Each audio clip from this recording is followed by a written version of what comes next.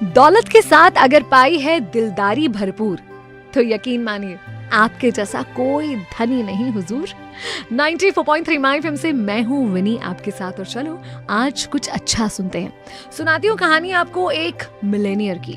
बहुत पैसे थे उनके पास, बहुत बड़ा व्यापार था, बड़ा सारा कारोबार, उनके अंडर बहुत सारा स्टाफ और एम्प्लॉइज काम किया करते थे, और उन्हें अपने पैसे का काफी घमंड भी था, जैसा कि अक्सर लोगों को हो जाता है। एक दिन अपनी बड़ी महंगी वाली कार में कहीं जा रहे थे। कार में कोई एक ऑडियो चल रहा था जिस पर उन्होंने एक संत की वाणी सुनी। उसमें वो संत ये कह रहे थे कि इंसान सारा जीवन पैसे के पीछे भागता रहता है, पैसा कमाने के लिए कुछ भी करने को तैयार हो जाता है। कुछ लोग तो गलत काम करने को भी तैयार हो जाते हैं, क्योंकि वो इस सत्य को भूल जाते हैं कि वो इस पैसे के एक अंश को भी अपनी मृत्यु के बाद अपने साथ नहीं ले जा पाएंगे। जीवन 4 दिन का है, और उस 4 दिन के जीवन में पैसे की खातिर भाग दौड़ में बस लगे रहते।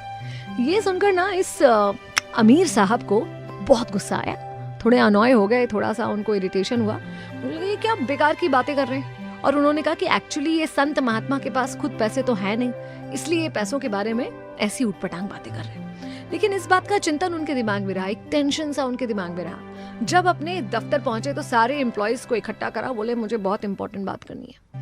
और सारे एम्प्लॉइज से कहा कि भाई मुझे एक ऐसा आइडिया ढूंढ कर लाके दो जिससे मैं मृत्यु के बाद अपनी सारी दौलत अपने साथ ले जा सकूं।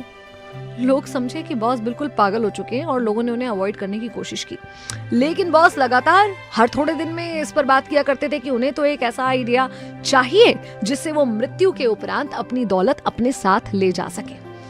अचानक से एक दिन एक स्ट्रेंजर आता है, एक अनजान व्यक्ति उनसे मिलने की इच्छा जताता है। जब मिलता है तो कहता है कि मैंने सुना है कि आपको कोई ऐसा उपाय चाहिए जिससे मृत्यु उपरांत अपनी दौलत आप अपने साथ ले जा सकें। इस आदमी की आंखों में चमक आ गई, बोले है क्या तुम्हारे पास ऐसा आइडिया? उसने कहा हाँ, एक लाजवाब आइडिया है मेरे पास। इनने मन ही मन सोचा कि सारी दुनिया मुझे पागल समझ रही थी, और फाइनली कोई व्यक्ति आइडिया लेकर आ गए। बहुत खुश हुए, बहुत उत्साहित थे, आइडिया सुनने के लिए बहुत उत्सुक थे। बोले फटाफट से मुझे बताओ कौन सा आइडिया है तुम्हारे पास। तो उन्होंने कहा कि आपने विदेश यात्रा करी है? बोले हाँ, लगभग सारे देशों की यात्रा करी, दुनिया का कोई ऐसा देश नहीं होगा जहां मैं नहीं गया। तो बोले अच्छा ठीक है, बड़ी अच्छी बात है। जब आप यूएसए गए थे तो यूएसए जाने के पहले आपने क्या किया था? तो इन्होंने कहा कि मैंने अपनी करेंसी को कन्वर्ट किया था, भारतीय रुपए को अमेरिकन डॉलर में कन्वर्ट किया था। बोले अच्छा, आप यूके गए हो, यूके जाने के पहले क्या किया था? तो बोले उस समय मैंने अपने इंडियन रुपी को पाउंड में कन्वर्ट करा था। उन्होंने कहा बड़ी अच्छी बात है, अब बताइए कि आपने ये सब क्यों किया था? तो ये साहब मुस्कुराए, बोले आपको इतना भी नहीं पता क्या? वहां पर इंडियन रुपए की कोई वैल्यू नहीं है, वहां पर रुपया नहीं चलता। मेरे पैसे की कीमत वहां हो, इसके लिए मैंने पैसे को वहां की करेंसी में कन्वर्ट करा।